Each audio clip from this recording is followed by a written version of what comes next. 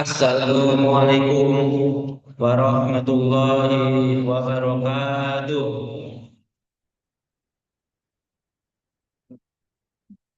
Bismillahirrahmanirrahim.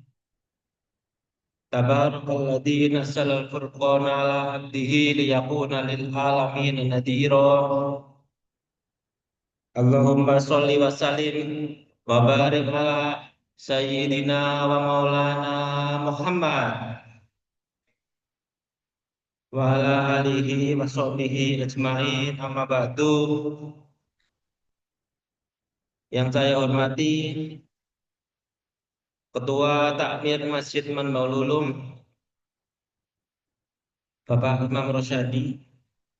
Yang saya hormati Bapak Turkiman Turmudi dan juga beliau Habib Muhammad Al-Hasni serta jamaah Masjid Manbaul Ulum yang semoga senantiasa diberikan kesehatan oleh Allah sehingga mampu menjalankan puasa di bulan suci yang tinggal menghitung hari lagi kita akan menuju hari kemenangan. Berarti niki suasana hatine seneng apa bersedih, Pak Bu? Sekedap malih badak. Biasanya seneng ya. Wonten sing bersedih napa mboten? Sedih karena bulan puasa yang setahun hanya sekali akan pergi meninggalkan kita. Tapi sebelum itu tidak lengkap apabila saya tidak mengutip ayat tentang puasa, yaitu surat Al-Baqarah ayat 183. A'udzubillahi minasyaitonirrajim. Ya ayyuhalladzina amanu kutiba alaikumusyamu kama kutiba alal ladzina min qablikum la'allakum tattaqun. Di awal ayat ini dijelaskan bahwa hai orang-orang yang beriman, diwajibkan atas kamu berpuasa. Pertanyaannya, kenapa diwajibkan? Karena ya ini pertanyaan yang sering saya tanyakan kepada diri saya sendiri dan saya jawab sendiri. Itu. Jawabannya adalah karena puasa itu termasuk rukun Islam. Rukun itu kan wajib berarti. Kenapa diwajibkan? Karena tidak enak pada dasarnya. Selain puasa, contohnya saja adalah sholat 5 waktu.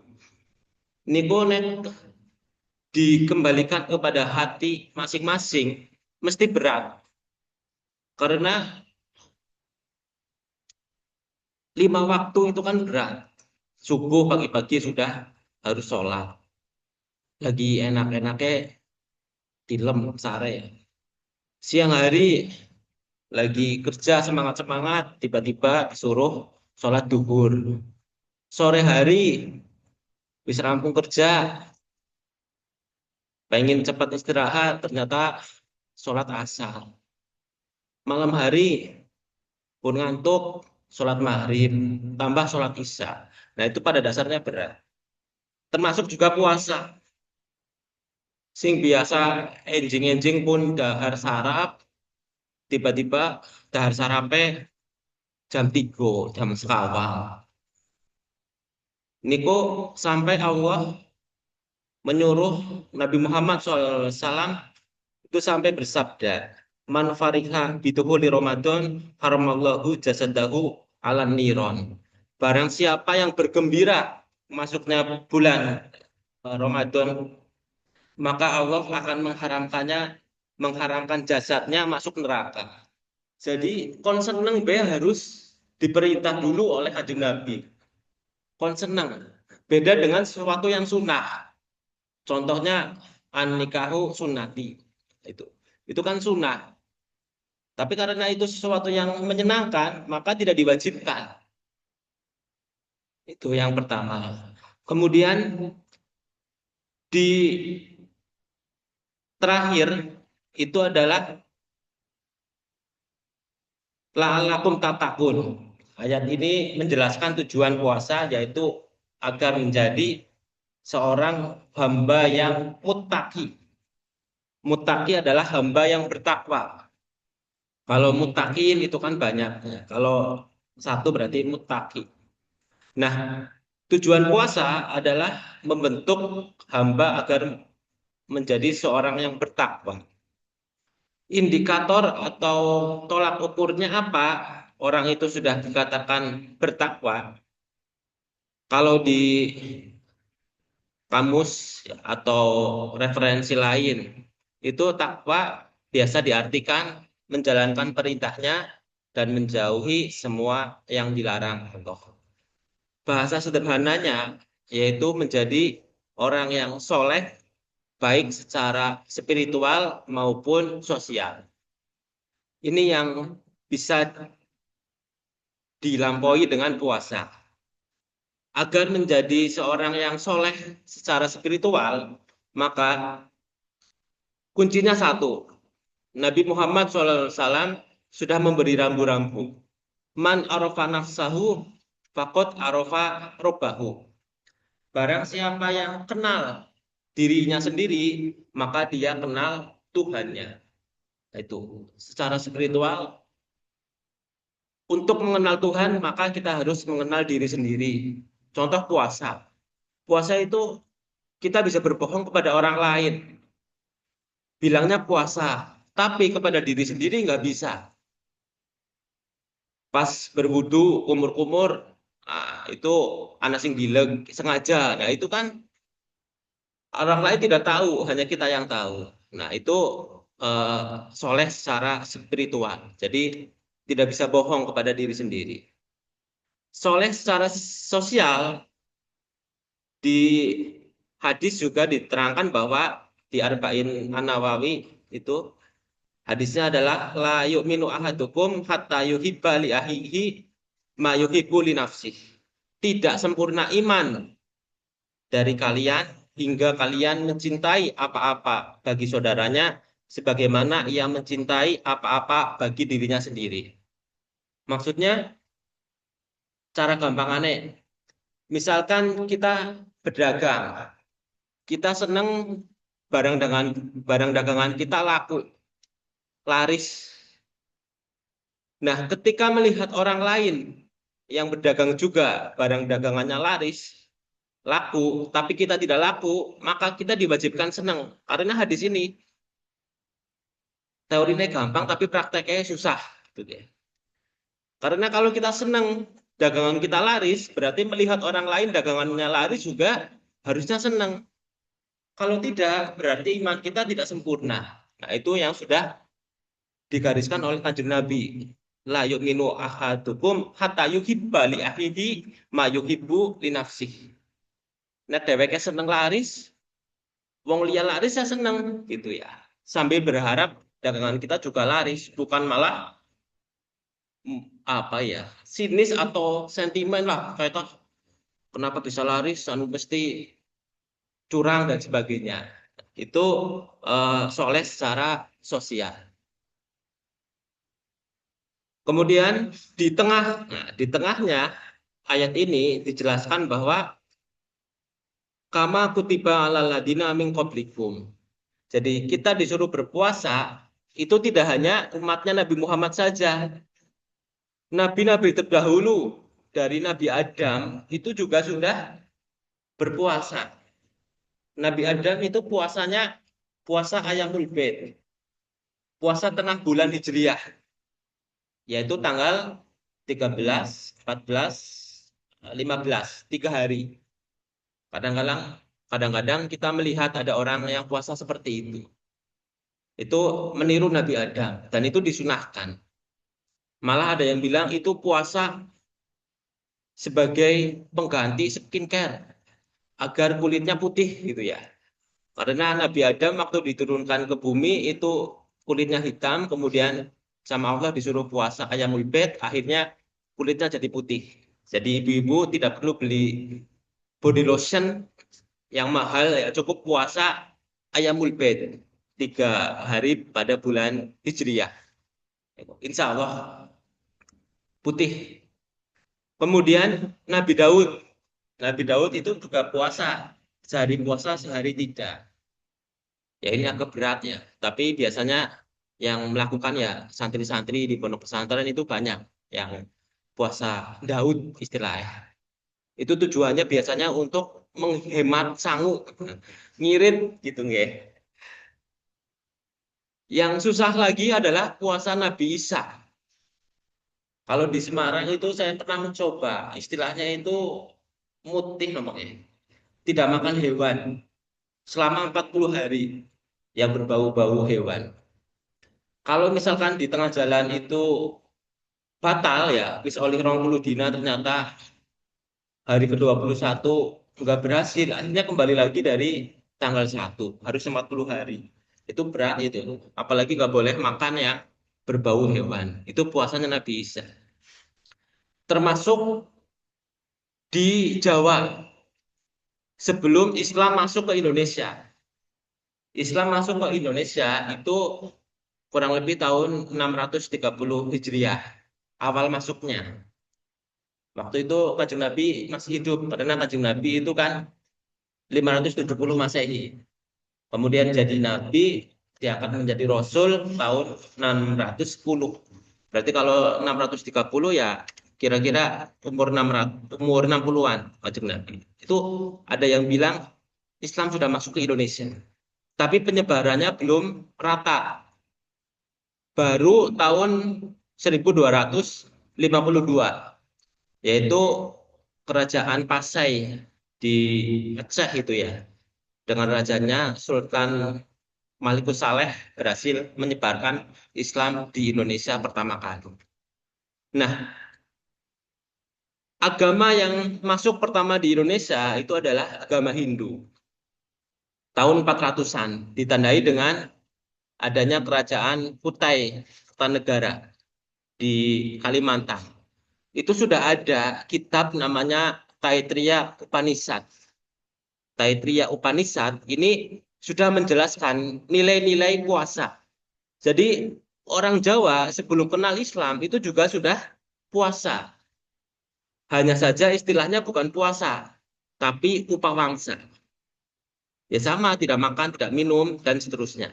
Nah, itu yang akan kita bahas ya pada pagi hari ini. Ada 5 nilai dalam kitab Taittiriya Upanishad yang disebut dengan Panca Maya Kosa.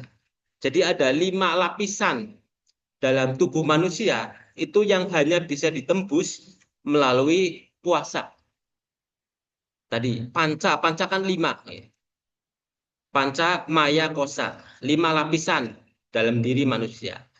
Yang pertama adalah Ana Maya Kosa. Ana itu diri ya, bahasa Arabnya kan saya, Ana. Ana Maya Kosa itu adalah lapisan paling luar dalam tubuh manusia, yaitu badan kita. Badan kita terdiri dari sari-sari makanan. Ya nasi lah, ya tempe, tahu, ayam yang kita makan tadi waktu sahur itu akan menjadi tubuh.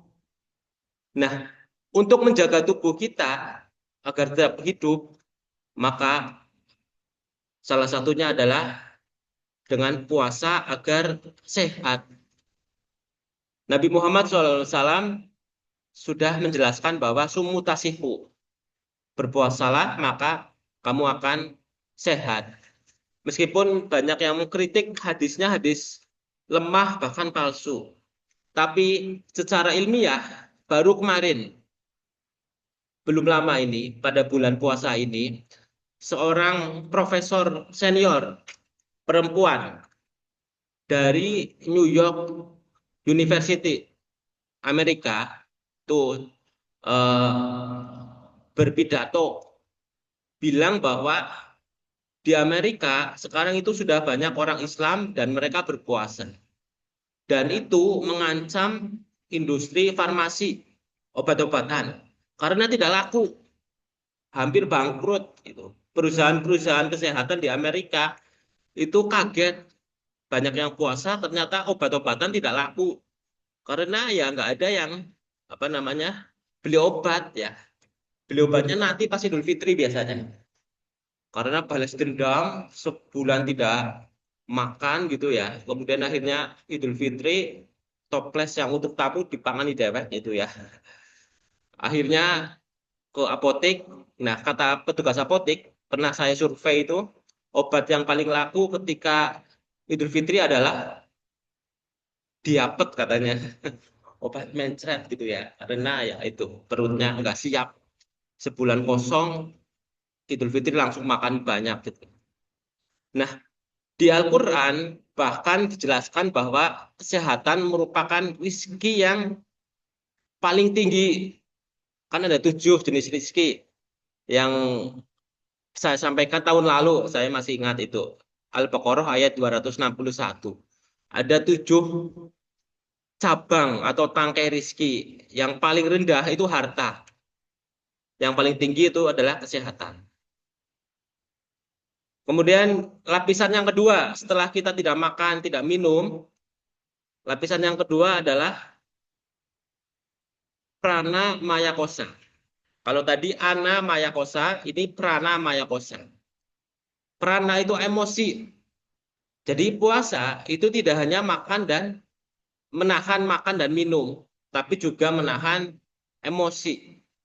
Nah, emosi yang paling berat untuk dikendalikan adalah marah.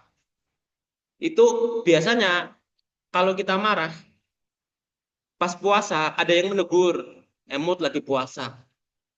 Berarti nek orang lima marah hanya untuk puasa saja ya, pas puasa. Soalnya kalau di luar bulan puasa nggak ada yang menegur ya. Di bulan puasa ya termasuk saya sendiri ditegur oleh anak saya yang masih PAUD pakai dalil lagi. Bapak mboten pareng lah tahdub walakal jannah. Janganlah kamu marah maka bagimu surga. Bocah PAUD wis bisa hadis ya. Dalil aku juga kaget nih. Nah, itu lapisan yang kedua yaitu pranamaya kosen. Yang ketiga yaitu mana maya kosen. Tadi ana prana, sekarang mana. Mana maya kosa adalah lapisan yang ketiga yaitu akal, akal budi. Ini juga sia-sia kalau kita tidak bisa menembus ini. Nah, akal budi ini kita bisa maksimalkan ketika puasa. Contohnya apa? Niki, kul kuliah subuh. Kuliah subuh itu kan hanya ada di bulan puasa ini. Hampir di semua masjid. Setelah puasa, bulan lain apakah ada? Mandek sudah. Bahkan belum sampai hari terakhir sudah mandek gitu ya, kuliah subuhnya. Nah, ini untuk memaksimalkan akal budi kita, yaitu dengan datang kuliah subuh seperti ini. Makanya alhamdulillah niki masih banyak yang datang meskipun tinggal beberapa hari lagi. Yang keempat yaitu fitnah namanya kosen. Fitnah namanya kosen. Kalau tadi mana namanya kosa itu akal, kalau fitnah namanya kosa adalah hati. Jadi dari akal turun ke hati. Atau dengan kata lain kebijaksanaan atau etika lah. Di Quran Allah mensifati dirinya alimul hakim, ngerti dan bijak.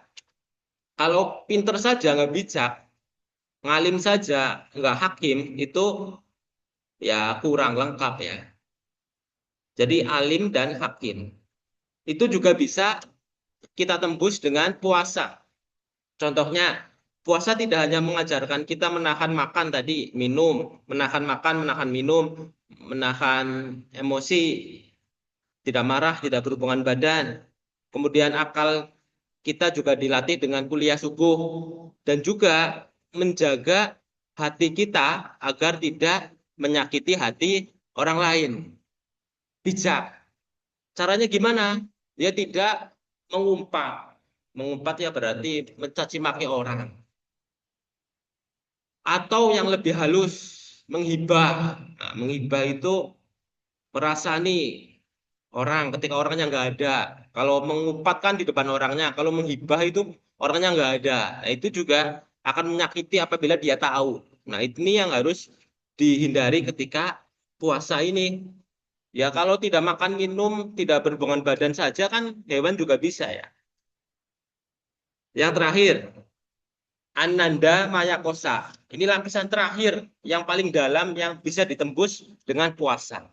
Kalau orang zaman dulu, Upawangsa, tujuannya adalah untuk mukso, menghilangkan diri. Jadi kalau Upawangsanya berhasil, dia akan mengecil, bahkan hilang. Termasuk dengan orang yang puasa, orang Islam. Tujuannya adalah menjadi mutaki tadi.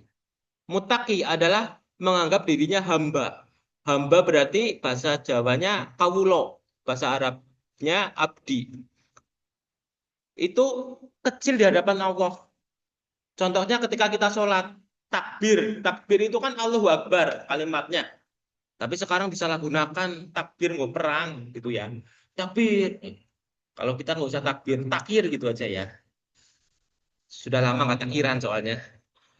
Takbir artinya Allah Maha Besar. Artinya selain Allah itu kecil. Makhluk kecil semua, termasuk kita. Kita ini kecil, saking kecilnya seolah-olah nggak ada. Itu kalau berhasil. Kalau orang zaman dulu, dia upawangsa nggak berhasil, dia berubah menjadi jenglot. Jenglot itu kan produk upawangsa yang gagal. Ya, itu jadi jenglot. Ya kayak gitu bentuknya. Kalau kita puasa nggak berhasil mencapai lapisan yang kelima, nggak bisa menganggap diri kita nggak ada. Gimana? Apakah kita berubah menjadi jenglot? Ya tidak. Ya kita coba lagi di puasa berikutnya. Tapi ada yang lebih istimewa. Kita bisa menggapainya dengan Lailatul Qadar. Nah, ini pas nanti malam-malam 27 ya. Kan Lailatul Qadar itu kan di bulan di 10 hari terakhir, tanggal-tanggal yang ganjil. Ini masih ada dua. Nanti malam 27 dan nanti malam 29. Itu kita manfaatkan Lailatul Qadar. Nah, kemarin sudah Nuzulul Quran. Bedanya apa Nuzulul Quran dan Lailatul Qadar? Bersambung. Oke. Masih ada besok lagi saya satu kali lagi. Ini karena sudah hampir setengah enam. Saya rasa cukup. Kurang lebihnya mohon maaf. Semoga bermanfaat. Terima kasih atas kehadirannya Bapak Ibu. Besok hadir lagi sampai terakhir ya Bapak Ibu. Semangat. Wassalamualaikum warahmatullahi wabarakatuh.